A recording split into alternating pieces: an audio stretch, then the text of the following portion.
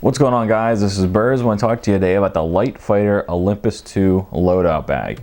You could also call this a deployment bag, as it does fit that role very well, and it's pretty much made for that, but they call it the Load-Out bag. So this bag is made of 1000D Cordura. It's made in the USA, and it's really innovative compared to some of the other ones on the market. It has a lot of bells and whistles, and we're going to talk about that today. So let's start out and talk about the construction of the bag. This is made of 1000D Cordura all the way around, except for on the bottom. The bottom actually has 1050D Cordura, which is a little bit more abrasion resistance, and that's pretty much where you want it. So they tried to keep this bag, really hardcore as far as taking abuse. It does, and the reason that it does is because they try to lighten it up, like I said, by keeping it 1000D here. And a lot of outdoor industry backpacks that you'll see on the market do the same similar thing, where they'll have a stronger material on the bottom, and they'll have throughout the rest of the bag a lighter material, because it's not going to hit the ground as much, it's not going to be dragged, etc. So that's definitely one way that they're trying to make sure the bag lives for a long time, for as long as you own it, and I've definitely seen that works very well.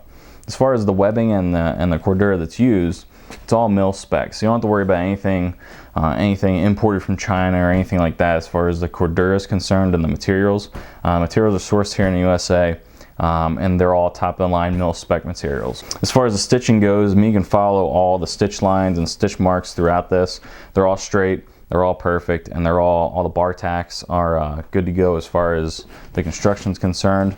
I haven't seen any problems with anything on this bag as far as it actually coming apart or having any sort of weakness in the construction part. So let's talk about the actual function of the bag.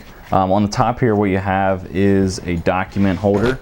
As you can see here, 8x10 stuff, good to go as far as that pocket's concerned. That's really cool for traveling and keeping things easily accessible while you're traveling. The other thing you're going to see here on the top is it has two compression straps, so you can compress whatever stuff you have inside here, make sure nothing's loose or anything like that. So that's nice to have. It has the duffel carry. So that's one option for carrying. It has multiple options, which include carrying it as an actual, like a backpack, and it also has the wheels right here if you want to go ahead and do wheel it around. On each side you have a handle. These handles are really thick. I don't have any question that these are going to last or not last. They are really good to go. As far as the expandability of the pack, what you have the ability to do is actually take the side of the pack here, unzip it, and what you get is the ability to expand this a whole bunch more. So if you want to expand it, you need to use it for a little bit more than what you were expecting. You can expand this down, use it for a lot more room. It increases it about 25% as far as the capacity. So that's also a nice thing where you can go ahead and expand this down if need be. The other thing is on the inside here, that has a nice storage pocket on the end, and it also has a storage pocket on this end as well. So you have the ability to kind of open this up, and you can get to that inside pocket as well. Now on the outside, on the end here, you can see an ID holder. So you can put whatever identification you need to right there. The one thing I'm really impressed with is actually the zippers that are used. These are number 10 YKK zippers. I'm a huge fan of large zippers. It means this stuff opens faster, and stuff, you don't have to worry about these breaking like you would a smaller zipper.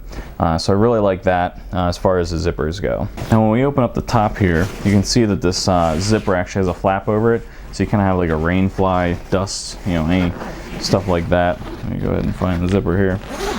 When you open this up, what you're going to see is on the top here you have some mesh pockets, and also at the bottom here you have a large pocket as well. Those are excellent. I mean, this is really good mesh, and you should be getting really good stuff for the price you pay. On the inside here, I'm going to roll in a picture. You have the ability, because it comes with 3 dividers. They don't have to be in there. They're held in here by a Velcro. But you can put 3 dividers in here, you can put 2, 1, whatever you want to do to divide stuff up. You can do that. As you also can see on the inside here, it has some compression straps on the inside. So if you want to go ahead and compress stuff down on the inside here, you can do that as well. Now when it comes to the adjustability of what you can do, the bottom part of this pack is where that all lies. The cool thing that I really have found is that if you want to convert this into a backpack, you can do it super easy. You go ahead, move these zippers, you pull out the hip pads right here. Go ahead and pull this hip pad out. You can see here's the buckle. And then on the top here, you go ahead and unzipper this, and then you can pull out the shoulder straps. So you can use this in a pack configuration. You can also unzip this top one here and use this in a wheel situation where you kind of have a handle right here to use. So you can carry it on the duffel straps. You can use it as you can wheel it. You can use it with the shoulder straps in a pack configuration. This is 14 pounds, so I don't really recommend using it in a pack configuration, at least for long distances. But these have really cool polymer wheels. They really did try to shed weight where they could. And other deployment bags on the market, like the Tactical Tailor Deployment bag, which I really like, are a little bit lighter. But they don't have some of the functionality that's built into here. The Tactical Tailor one is a deployment bag. That's all it does. It has wheels and it has a duffel carry. It doesn't turn into a backpack or anything like that. There's pros and cons to each. It's really personal choice at that point. You can also see that it has the sternum strap here, and everything's done really well. I mean, everything's overdone to a degree, and you should really be getting an overbuilt pack for the money, where this is around $300 to $350, but it's going to last you a lifetime. LiteFighter makes exceptional gear. You can see it in all the pictures I'm going to roll in here, and you can just see it in the bag itself. Tons of different colors. This is the multicam, obviously. They have a few other colors as well. But this bag is definitely going to last you a long time. Made in the USA. And the other thing people will talk about, oh, it's really expensive. The majority of USA companies that I interact with have a lifetime warranty. So if something goes wrong on the piece that you have or the gear you bought, they're going to replace it and no questions asked. The same thing applies for this LiteFighter Olympus II Load-Out bag.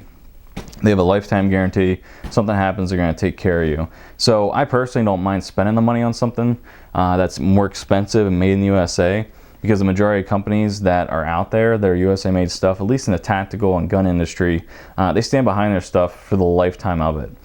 So I really have no problem recommending something like this with the price that it has, because it is that innovative and it has that much capability that, if something does happen 10 years down the road where some piece, breaks or fails, contact them, they're going to fix it. So as far as the size goes of the bag, in this configuration where the side is not expanded, you're looking at 30 by 15 by 15, which is close to 7,000 cubic inches. It's 6,700 cubic inches. Once you expand this out, like I showed you earlier, you'll have 9,000 cubic inches, and it'll be 40 by 15 by 15. This is definitely not a carry-on. It's not meant for carry-on size, kind of like the ASO bag I have here. This is the RE Factor Tactical ASO bag. You can see already right there that this is 6 inches shorter than what that Olympus bag is. So this is definitely not carry-on. It's definitely one you're going to have to check. So with all that being said, I definitely recommend this bag. USA made. LiteFighter actually makes a few other things as well. They make tents and some other things. So the stuff they're making over there, they really think of it before they put it out. They don't have like a zillion kinds of products available. They have products available to market that they've really put a lot of time and invested time into the design and the functionality. So the stuff you're going to see over there is top-notch stuff that has definitely been proven over the course of time. But if you guys have any questions or anything on the bag, go ahead and shoot them over to me, comment, Facebook, YouTube message, wherever you can get a hold of me there. If you guys have one, and I know one person does, in my channel update video, they said they had one for years and it's been working really well. Go ahead and put those comments down below and let us know how you like your LiteFighter gear and how it's working for you. Until next time, that there's no missing. All right, I'm gonna think about what I'm gonna say there. The other thing on the inside here is a pocket. There's lots of different storage